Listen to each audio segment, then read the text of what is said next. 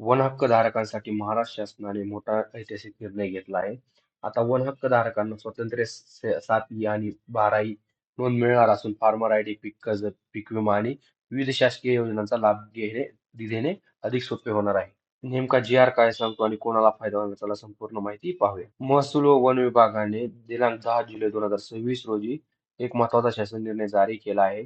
या जी.आर. मध्ये वन हक्क कायदा 2006 अंतर्गत पात्र लाभार्थ्यांच्या जमिनीसाठी स्वतंत्र गाव नमुना 7इ आणि 12इ सुरू करण्याचा निर्णय घेतला आहे. आतापर्यंत वन हक्क धारकांच्या नोंदी 7-12 मधील इतर हक्क व संपात घेतल्या जात होत्या. त्यामुळे अनेक लाभार्थ्यांना फार्मर आयडी मिळत नव्हता, ॲग्रीस्टॅक मध्ये नोंदणी होत नव्हती, पीक कर्ज मिळण्यास अडचण येत होती, कृषी विभागाच्या योजनांचा लाभ मिळत नव्हता. अशा अनेक समस्या शासनाच्या निदर्शनास आल्या होत्या. आता वन हक्क धारकांसाठी स्वतंत्र गाव नमुना 7इ, गाव नमुना 12इ हे दोन नवीन अभिलेख सुरू करण्यात आले आहेत. 7इ मध्ये काय असेल तर वन हक्क धारकाचे नाव, खाते क्रमांक, क्षेत्रफळ, वन हक्क दावा, वापराचा उद्देश याची नोंद केली जाणार आहे. आणि 12इ मध्ये पिकाचे नाव, लागवड क्षेत्र, हंगाम, सिंचनाची माहिती नोंदवली जाईल. सर्वात मोठा फायदा कोणता तर जी.आर. मध्ये स्पष्ट नमूद करण्यात आले आहे की 12इ मधील पीक नोंदी अधिकृत मानल्या जातील.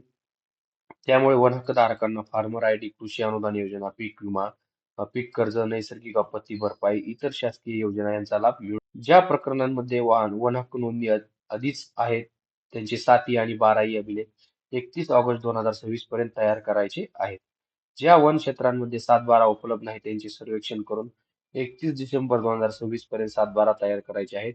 म्हणजेच मित्रांनो, वन हक्क धारकांसाठी हा जी.आर. अत्यंत महत्त्वाचा ठरणार आहे. कारण स्वतंत्र 7इ आणि 12इ नोंदणीमुळे फार्मर आयडी, पीक कर्ज, पीक विमा आणि अधिक शासकीय योजनांचा लाभ मिळवणे अधिक सोपे होणार आहे.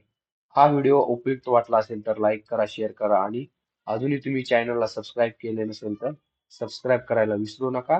धन्यवाद.